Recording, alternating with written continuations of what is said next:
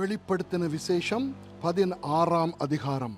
அப்பொழுது தேவாலயத்திலிருந்து உண்டான ஒரு பெருஞ்சத்தம் அந்த 7 தூதருடனே, நீங்கள் போய் தேவனுடைய கோப கலசங்களை பூமியின் மேல் ஊற்றுங்கள் என்று சொல்ல கேட்டேன்.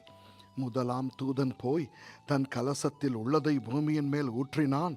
உடனே மிருகத்தின் முத்திரையை தரித்தவர்களும் அதன் சொரூபத்தை வணங்குகிறவர்களும் ஆகிய மனுஷர்களுக்கு பொல்லாத கொடிய புண்ணுண்டாயிற்று. இரண்டாம் தூதன் தன் கலசத்தில் உள்ளதை சமுத்திரத்திலே ஊற்றினான். உடனே அது செத்தவனுடைய இரத்தம் போலாயிற்று. சமுத்திரத்தில் உள்ள பிராணிகள் யாவும் மாண்டு போயின. மூன்றாம் தூதன் தன் கலசத்தில் உள்ளதை ஆறுகளிலும் நீரூற்றுகளிலும் ஊற்றினான். உடனே அவைகள் இரத்தமாயின. அப்பொழுது தண்ணீர்களின் தூதன், இருக்கிறவரும் இருந்தவரும் பரிசுத்தருமாகிய தேவரீர், இப்படி நியாயம் தீர்க்க நீதியுள்ளவராயிருக்கிறீர். அவர்கள் பரிசுத்தவான்களுடைய இரத்தத்தையும் தீர்க்கதரிசிகளுடைய இரத்தத்தையும் சிந்தினபடியினால் இரத்தத்தையே அவர்களுக்கு குடிக்க கொடுத்தீர். அதற்கு பாத்திரராய் இருக்கிறார்கள் என்று சொல்ல கேட்டேன்.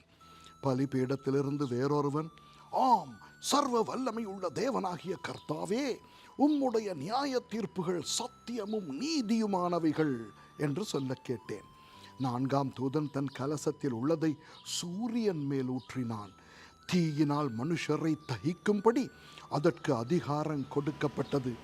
அப்பொழுது மனுஷர்கள் மிகுந்த உஷ்ணத்தினாலே தகிக்கப்பட்டு இந்த வாதைகளை செய்ய அதிகாரம் உள்ள தேவனுடைய நாமத்தை தூஷித்தார்களே அல்லாமல் அவரை மகிமைப்படுத்த மனம் திரும்பவில்லை.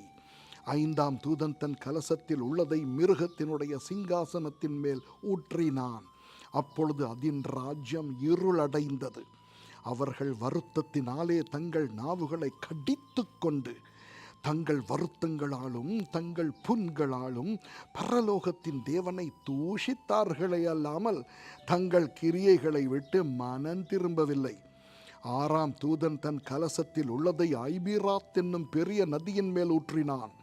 அப்பொழுது சூரியன் உதிக்கும் திசையிலிருந்து வரும் ராஜாக்களுக்கு வழி ஆயத்தமாகும்படி அந்த நதியின் தண்ணீர் வற்றி போயிற்று. அப்பொழுது வலு சர்ப்பத்தின் வாயிலும் மிருகத்தின் வாயிலும் கள்ள தீர்க்கதரிசியின் வாயிலும் இருந்து தவளைகளுக்கு ஒப்பான 3 அசுத்தாவிகள் புறப்பட்டு வர கண்டேன். அவைகள் அற்புதங்களை செய்கிற பிசாசுகளின் ஆவிகள்.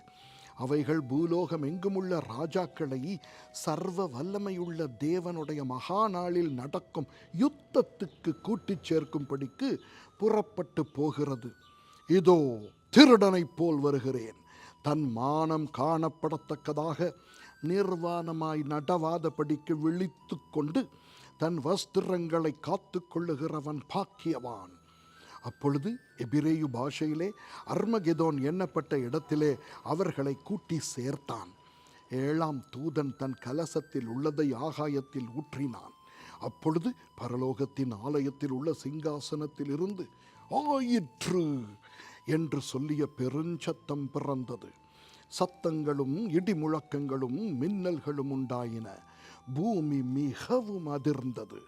பூமியின் மேல் மனுஷர்கள் உண்டான நாள் முதற்கொண்டு அப்படிப்பட்ட பெரிய அதிர்ச்சி உண்டானதில்லை. அப்பொழுது மகா நகரம் 3 பங்காக பிரிக்கப்பட்டது. புறஜாதிகளுடைய பட்டணங்கள் விழுந்தன. மகா பாபிலோனுக்கு தேவனுடைய உக்கிரமான கோபாக்கினையாகிய மதுவுள்ள பாத்திரத்தை கொடுக்கும்படி அது அவருக்கு முன்பாக நினைப்பூட்டப்பட்டது. தீவுகள் யாவும் அகன்று போயின. பர்வதங்கள் காணப்படாமற் போயின. தாளந்து நிறையான பெரிய கல்மழையும் வானத்திலிருந்து மனுஷர் மேல் விழுந்தது. அந்த கல்மழையினால் உண்டான வாதை நிமித்தம் மனுஷர்கள் தேவனை தூஷித்தார்கள். அந்த வாதை மகா கொடிதாயிருந்தது. ஆமென்.